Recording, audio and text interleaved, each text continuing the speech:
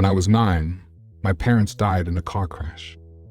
It happened late at night. My mom had a late shift, and my dad went to pick her up. A drunk driver ran a red light. That's all anyone would tell me. The rest, I guess, was left out on purpose, either to protect me or because no one wanted to say the wrong thing. After that, I was sent to live with my grandparents on their farm in rural Oregon. It was the kind of place where the fog hangs low over the trees every morning, and the nearest neighbor is a good half-hour walk down a dirt road. I didn't have friends there. I didn't want them. I mostly just wandered. The property stretched for miles and backed up into forest land. There were old logging roads, deer trails, even a couple of half-collapsed cabins hidden way off the path. I used to pretend I was some kind of explorer Indiana Jones with a flashlight from the hardware store.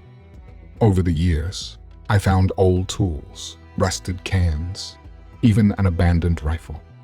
But the strangest thing I ever found was buried under a pile of twigs. It started with a rabbit. A small, gray one looked like it might have been injured. I crouched to take a better look, and it didn't run. I remember stroking its fur gently and whispering to it when I noticed something metal glinting under the leaves nearby. I brushed it aside and found a wooden trapdoor. It had a latch on one side, partially hidden by moss. I probably never would have found it if not for the rabbit. With some effort, I managed to pull it open. Beneath it was a square metal shaft and a ladder bolted into the wall. I climbed down. At the bottom was a small room, maybe 15 by 15 feet. There was a single flickering light bulb above, and when I hit the switch on the wall, it came to life. The room smelled like old metal and damp concrete. There was a stained mattress in one corner, a portable toilet in another, and a tiny kitchenette that looked like it hadn't been used in decades. Shelves lined one wall. There were cans of food, with labels from the 70s, old tins of tobacco, and boxes of random junk. One of the chains from the floor caught my eye. It was bolted down, heavy-duty, and had a rusted shackle at the end. That's when I noticed the notebook on the table. It looked like a diary. Curious, I opened it. What I saw made me wish I hadn't. It wasn't drawings exactly, more like frantic sketches of kids. Some were crying. Others looked terrified. The handwriting beside them was jagged and messy. The words didn't make much sense, but the tone was wrong. Almost like whoever wrote it enjoyed what they were describing. I didn't understand all of it, not at 9 years old. But I knew something was wrong. I jumped back from the table. And that's when it happened. I felt this pressure on my chest, like the air got sucked out of the room. The temperature, already cold, dropped even more, and the hair on my arms stood up. I turned around. In the corner of the room, between the shelves and the bed, there was a figure. A dark shape, almost like a man, but flickering, like a broken reel of film trying to stay on screen. It didn't move. It didn't breathe, but I felt its eyes on me. I screamed. I scrambled up the ladder so fast I scraped the skin off my shin. I slammed the trapdoor shut and sprinted all the way back to the farmhouse. My grandma was in the kitchen when I burst in, shaking and crying. She tried to calm me down, told me it was probably just a dream or my imagination. But when I repeated something from the diary, a line that burned itself into my brain, her whole face went pale. She didn't say a word. She just picked up the phone, called someone. 10 minutes later, a man showed up in a sheriff's jacket. He was her friend, apparently. She asked him, as a favor, to check it out. I didn't go back down there, but he did. When he came back up, he looked different. Pale, quiet. He didn't say anything to me, just walked a few feet away and radioed for backup. Later, I overheard him telling my grandma, "This place has been here for a long time, but it's not just junk down there. Whoever stayed here, they weren't right in the head." They didn't tell me much, but I found out years later what they left out. In the far corner of the room between the bed and the shelves, there were bones. Human bones. Skeletal remains of a man, curled up on the floor, half covered in boxes. I never saw him, but I think I felt him. And I don't think I was the first kid to find that place. But I'm pretty sure I was the last. I don't talk about this to anyone. Not my boyfriend, not my therapist, not even myself, if I can help it.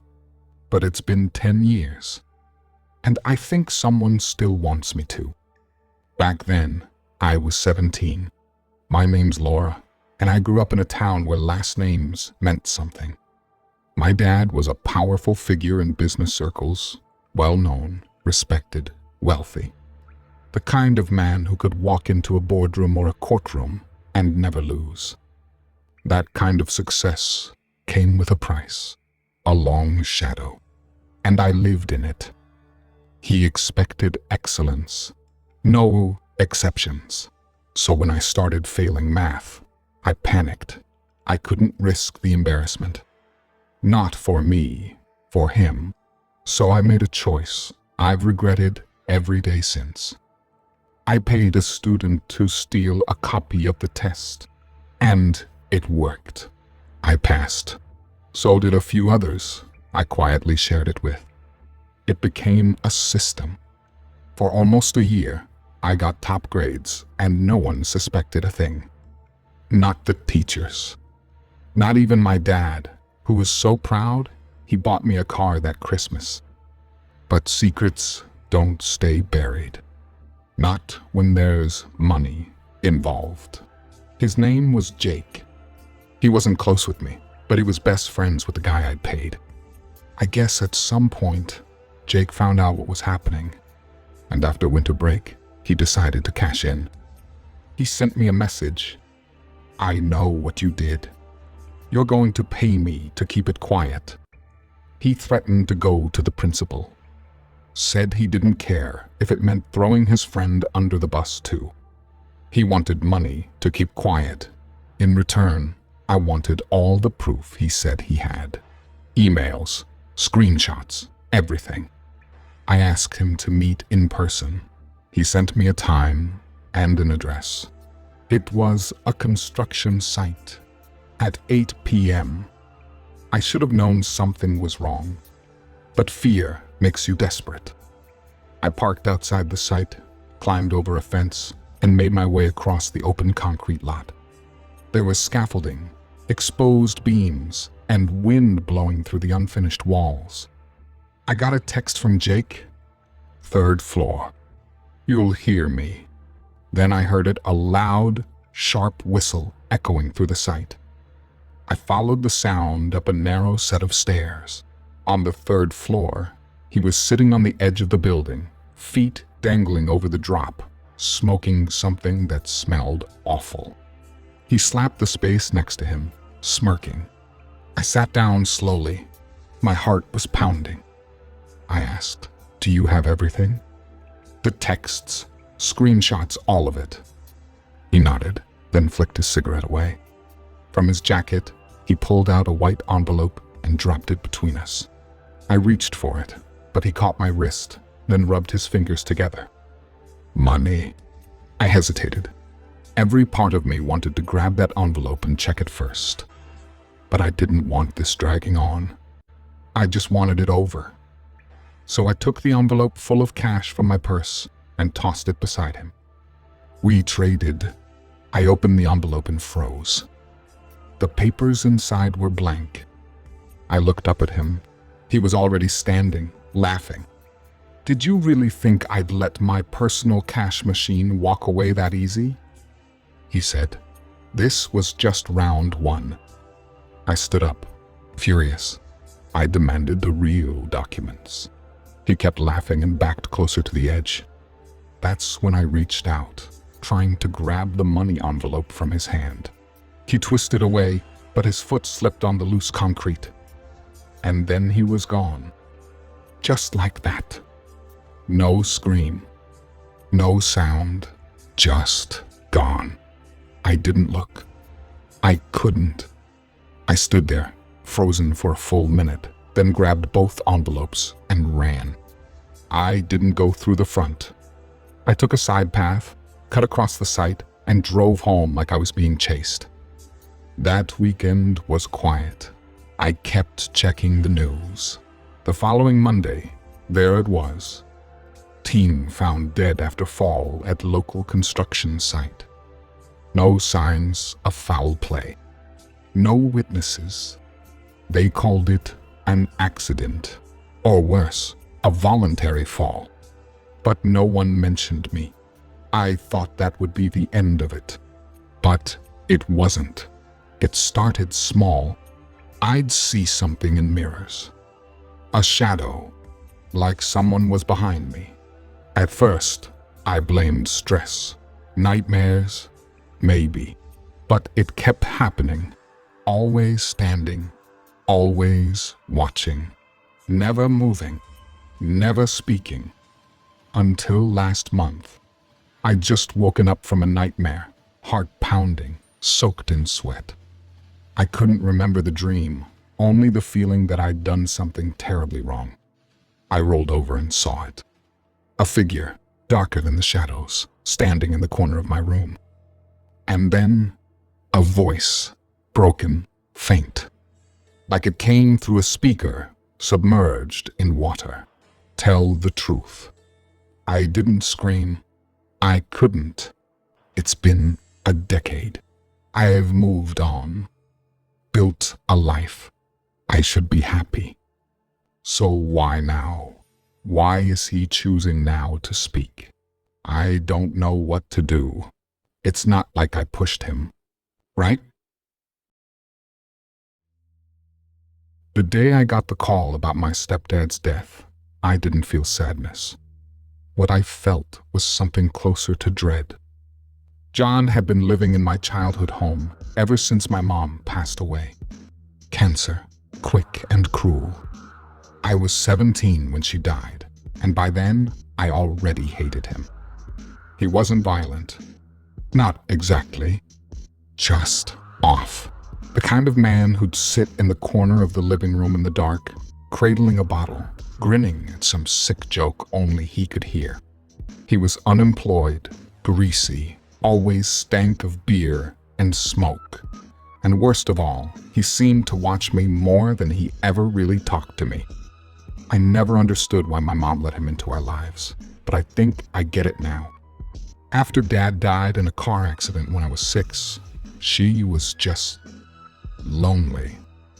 After she passed, John started pawning everything of value to feed his habits. I left as soon as I could move to New York, worked as a waitress, took night classes, built a life. I hadn't heard a word from him in over a decade until my aunt called. She told me John was dead, died alone in that house. She didn't have the full details, just that the coroner estimated he'd been dead for a week before anyone noticed. She said I should come to the funeral, that I might inherit the house. I was ready to say no thanks, until she mentioned my mom's things might still be there. I flew in the day before the funeral. The house looked like a landfill. He'd become a full-blown hoarder. Trash piled up against the walls, the smell of mold and rot clinging to everything. I searched the bedroom first, hoping for some sign of my mother's belonging, picture frames, anything, but I knew it was pointless. Whatever memories had lived here had long since been swallowed by filth. Then I checked the garage. There, covered in dust, was a cardboard box labeled Linda Woodward. My mom. Inside were old photo albums, letters, and pictures of her and my real dad smiling. That was the last time that house had felt like a home. But then I heard it. A creaking sound. Wood shifting above me. Slow, deliberate footsteps on the floorboards. The living room was upstairs. I hadn't been up there yet. I knew I locked the front door when I came in. I grabbed a crowbar I spotted in the corner. My hands were trembling as I stepped out of the garage. I called 911, kept the operator on the line as I crept upstairs. At the top, I caught a glimpse of a tall, dark shadow slipping into the master bedroom. My heart dropped. I didn't want to follow it. Every instinct told me to run, but something deeper pulled me forward. Maybe it was anger, maybe some sick curiosity. The bedroom door creaked open when I pushed it. The lights didn't work. My phone's flashlight scanned the room, and that's when I noticed the wardrobe door slowly closing. The operator was still on the line when I pulled it open. No one was there, just a claustrophobic mess of old junk. But something caught my eye, a dusty stack of photographs on a shelf. They were of me. Hundreds of them. Me at school. Me at the dinner table. Me brushing my hair. Me on the porch with friends. All of them taken when I was 15, 16, 17. Around the time John moved in, my stomach turned. There were more things too, an ornate wooden box buried under more junk. I opened it, and inside was a collection of jewelry. Dozens of charm bracelets, lockets, cheap necklaces. One of them was engraved. To my beloved daughter, Emily Johnson. I Googled the name. Emily Johnson had vanished 10 years ago. Her case remained unsolved. I didn't need to check the others. I already knew what they were. Trophies from missing girls. Young women who looked a lot like me. All of them 17 or 18.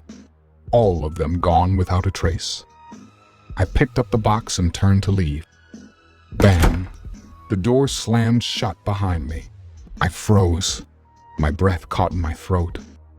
Then, from the corner of the room, I heard it. A low, rasping whisper. June. It was my name. But the voice was wrong. It sounded wet, rotten, like someone was speaking through a throat full of dirt. I dropped the box, fumbled with the doorknob. It swung open instantly. I didn't stop to question it. I just ran. I left the house and didn't sleep that night. The next morning was the funeral. I didn't cry. I didn't speak. I didn't forgive him. Afterward, I contacted the detective assigned to Emily Johnson's case. I told him everything. Well, almost everything. I left out the voice, the shadow, the door slamming on its own. A few days later, he called me back. The jewelry matched Emily's. They found matches to other missing girls, 2 girls whose cases had long gone cold. All 17 or 18. All with dark hair and brown eyes. Just like me. John had never laid a hand on me. Not while Mom was alive. But the photo said enough. And I can't help but wonder, if I'd stayed another year, would I have been next? They never found out what he did to those girls. Never found their bodies.